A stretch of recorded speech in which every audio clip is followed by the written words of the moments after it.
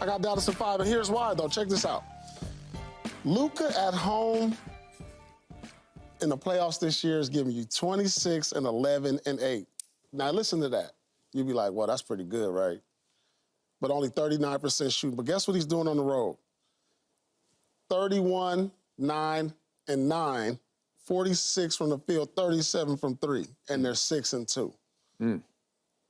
That's the reason I'm saying Dallas will win Game 5 and move on to the NBA championship in 5.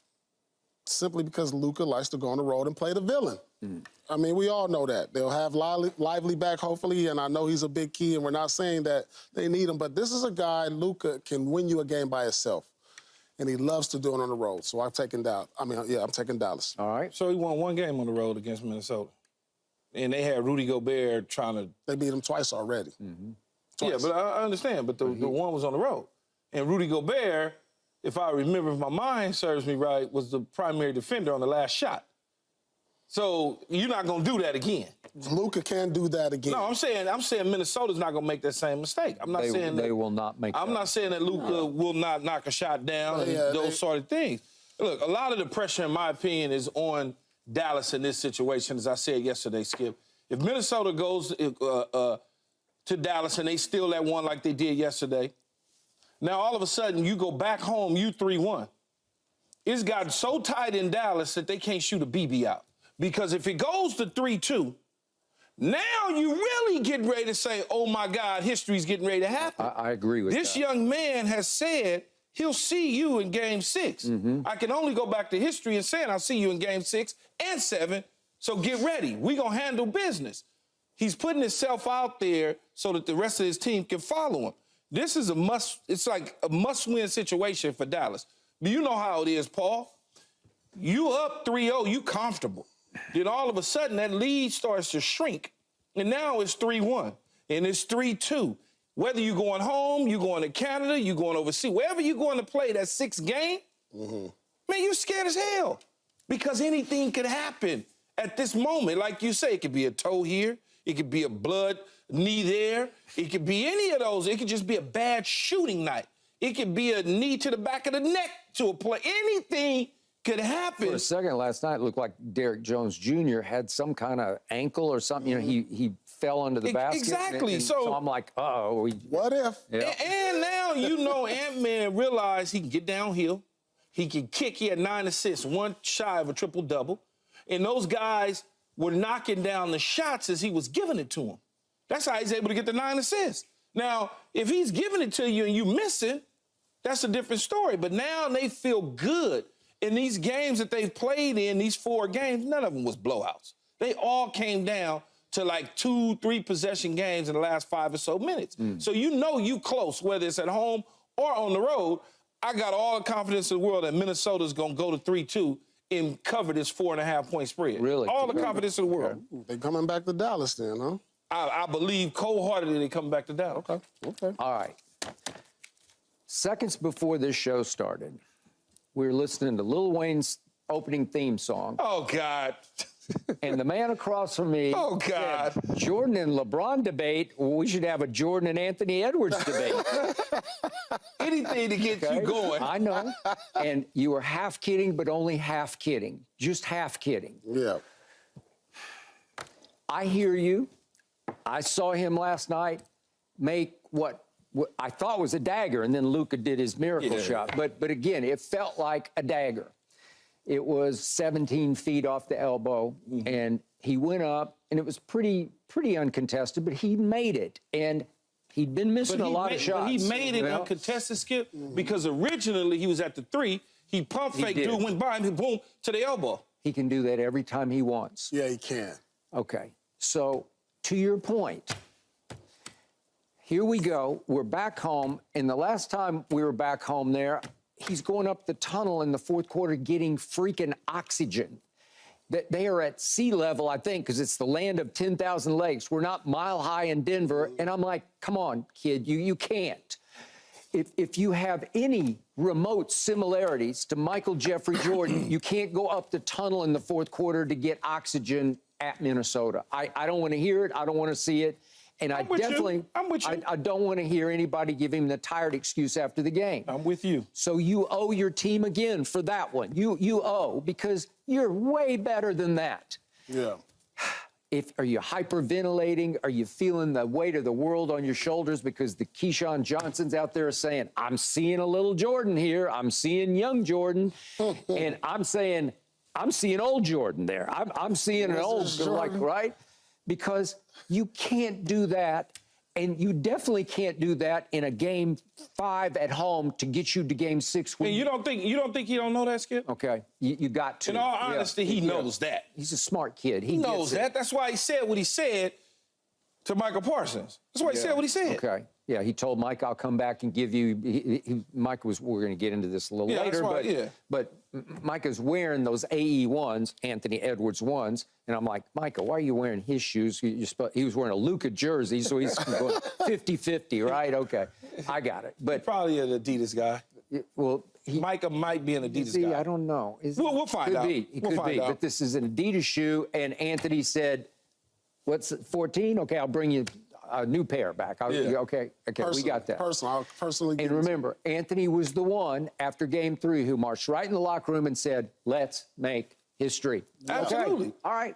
Okay. So he repeats that same narrative or whatever you want to use to describe when he said in Denver. He goes out the locker room. We tell the attendant sitting there, He did. I'm going to see y'all ass in Game 7, man. Don't worry about me. Right. Okay. I'm going to see y'all. After Game 5. Yeah. Think about it. After Game 5, he said, I'm going to see you at 7. After the loss. After a loss. Yeah. That's all I'm saying. So I'm sticking with my original prediction, Dallas in 6, but I'm with Paul. The weird part about Luka is he's way more clutch on the road than he is at home. Way more. He's a different guy because he lives to feed off the crowd. Yeah. And I'm going to say it again, pardon my language, but he yelled at the crowd after he made that shot on Gobert. Go home, bitches. And that's exactly what he thinks. All of y'all, just go home. Just go home. Listen, man, Luka, y'all got to understand this. Luka's been in the pro. He's been playing pro basketball since 16. I got it. But this kid is wildly talented. And I do like what he's made of. Sometimes I think he talks a little too much, but he knows his team needs it. Anthony, he talks a little too much. Yeah. But what is he saying that's a little too much, though, Skip? Tell me what has he said that irks you to the point where you say... Nothing. Every game, he's just talking and talking. I'm going to let you know what I'm going to do to you. If you can't stop me, I'm going to torch your ass. You need to write some checks you have to cash. And every single time that he talks, he writes that check and it goes through. So, in fact, he wires it. He does. So to your point, I'm going to go with Anthony Edwards tomorrow night at home because they did find themselves. They finally played the way they really played all year. These are the games they played against Denver. They eliminated the defending champ. They did it at Denver in a Game 7. So they have to know we've got this in us. And they got steamrolled by 2 nuclear weapons who actually blew up last night on Dallas. But now, go ahead. And no, go ahead. Skip, finish. So they know they've got nuclear potential too. And I don't know. Listen, the big X factor is still the baby from Duke, the rookie, the 10th overall pick. It's Derek Lively. And I don't know whether he's going to play or not. I would give Dallas a lot better chance if he plays. But if he doesn't, I don't think that the 2 nuclear weapons can get them home. The little bit of X factor, and Paul can speak to this, a little bit of the X factor that nobody's even talking about is that Coach was actually up out of his chair moving around. This is the first time. It's a big deal. Think about it. It's a big deal. It's the first time in this series, or since he got hurt. Well, I don't know who the hell he got hurt against, but since he got Phoenix, since he's gotten hurt, this is the first time he was up moving around. Because it's felt like they had a substitute teacher in charge. Yeah, but he now, all of a sudden, he up. Well, if you're about to go calling timeouts at the right time. Well, if you're about to go home, you better get it. No, I understand. You want to do it on his feet. I understand that, but the fact that he's up and moving around now and coaching them. I thought that's always been a key. Man, that's like, okay. You know when to call timeouts now, you not sitting in the second row telling somebody, hey, man, call timeout right now. You actually right there in the mix. Yeah, I mean, I think that makes a big difference when you have too many voices. You know, and they trust the assistant coach. Of course. They trust him. They play well it's for him. It's a difference when your leader at the helm is not there running up the sideline. That's a difference. You know, then a different voice. I mean, you know this, Keith. That's what I'm saying. You know this. Those little things give you an edge. Yeah, they do. When you look to the sideline and I see Skip Bayless, I got confidence. You see what I'm saying? I'm looking, I'm like, okay, I rock with him, even though I rock with him, but I like this guy. You know, I understand what he's saying. He knows how to talk to me. I know that he may call timeout on this possession, or he's going to call this certain play for me. Yeah. You know those sort of things, and that goes a long ways. Absolutely. So they broke the Kyrie spell last night. Kyrie was 14-0 in closeout games. 14-0? That's just extraordinary, as you know. Yeah. And it has a lot to do with his clutchness. And then last night, they broke through against him because he hit some shots, but he missed a whole bunch of shots too. Yeah. And he wasn't Kyrie, and they broke that curse or spell or whatever. And that's a big deal for Minnesota. At 14-0, what was most of that at, though? Cleveland? I was sitting here thinking, most of that was in Cleveland. It has to be Cleveland. Yeah. I was trying to think. I'm like, where was that at? Say he had deep playoff runs. Because in Boston, he didn't even play in the playoffs, he didn't play in the playoffs, right? No, he didn't play in the playoffs. Didn't play at all. Play in the playoffs. So them empty statistics to me, that was 15 years ago, man. Okay, but he had a lot to do with that, trust me.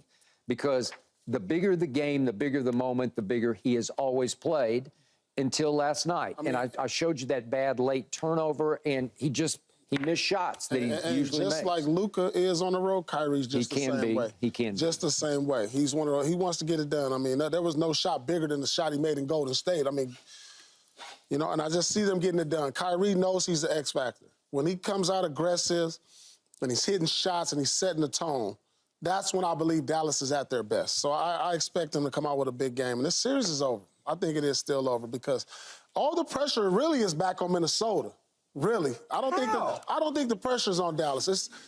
You're going home, you know, when those shots not falling. Because think about it, they went to this game. Down think about this. Ain't no pressure on me. It ain't no real pressure. It's like you down 3-0. You coming into this game lose. You know, ain't no pressure. We not expected to win. Exactly. So, you know, we're gonna lay it all out on the line. Exactly. Now you got a slither of hope. You're gonna come home. You're gonna feel a little more pressure. Nah.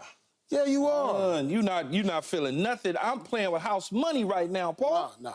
I'm good. You up 3-1. I'm playing with house money. Nah, you get that one win, you feel like you can get it back to Dallas, but so them shots gonna get a lot tighter when you at home. But if all of a sudden you are spooked because you 3-1 now instead of 4-0 or 3-0, you in my house. I know the last time you was in our house, how well we played and we still lost the game. We're not going to allow that to happen again. We're not letting Rudy Gobert on a switch at the end of the game. Guard Luka, we just not going to do that. I'm just not confident. Well, they'd never allowed that. That was the first time in 18 of those that they had switched off the pick. We're not doing that again. Okay. We're not doing that again. And that was something that Chris Finch called in the huddle. He said, let's switch it this time. We messed that up. Okay. We're not doing that again. All right. Yeah, I'm just not confident in Minnesota at home. They haven't made that place a place to where you're like, we don't want to go to Minnesota. Look at this. They've lost 4 out of their last 5 games at home in the playoffs. Yeah. They're not playing well at home. So yeah, but the last time they was at home in this situation, they got back to Denver. If I'm correct, right? They did. The last time in this situation where we was up here talking about, well, you know, Denver's pretty much just back. No, that's the one they won huge. Yeah, they just steamrolled them to get it back to Denver. It's just not playing well at home for me. You know, you got to establish your home to be a dominant place, and that's a great crowd there in Minnesota. Seems like it. It is. It really is.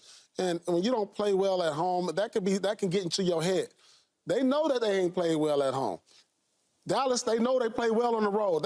They're confident going in there. I'm telling you. Minnesota, mirror image of the Celtics. Okay, got it.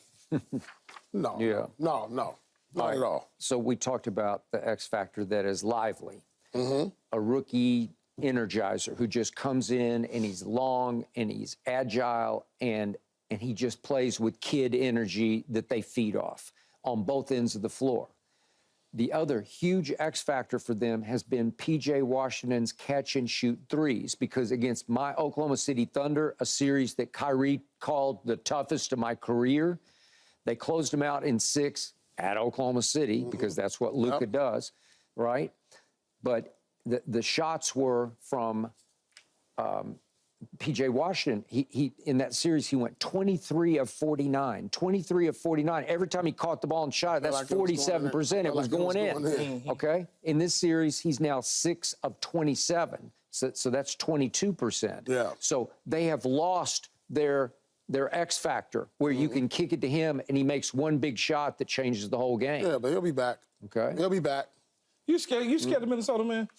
No, I just Because you're really pulling hard for them to lose. It's not that I'm pulling hard. I just think the experience and the know-how is more so with Dallas. You know, I don't have faith in the other guys on Dallas. You know, outside of Anthony Edwards. You mean on Minnesota? On Minnesota. Outside of Anthony Edwards, you know, Karl Towns has been up and down. You know, I don't know which. But you don't think he found his stroke right now? He feels good? Yeah, he does feel good, as he should. As he should. But he's been up and down. You know, and then, you know, like, I haven't seen McDaniels in about 3 or 4 games. You know, so I'm just more confident in the role players on Dallas than I am of the role players on Minnesota. But you the same guy that told me, and has convinced me mentally, that role players play terrible on the road. This game They is on the road. usually play better at home, yes. This game is on the road. But in Dallas's case, these guys are road runners. They've clinched series on the road. This is what they've been doing, you know? So I expect them to go in there in a hostile environment, because in a hostile environment, Luka has a certain calmness about him. You know, he has a certain poise that he could hear the crowd roaring and he could calm his team down and get them to execute, and then don't let it be close. Don't let it be close. If the game is on the line, I just got Dallas down the stretch with Kyrie and Luka making big plays. Then Minnesota has the ability to get the crowd behind them. If they don't blow out Dallas, if it's a close game, it favors Dallas. But I don't feel like I don't feel like it's going to be as close as you might think. Thanks for watching, Undisputed fans. Do you want more highlights from the show? Make sure to click that subscribe button for all the exclusive content from Undisputed.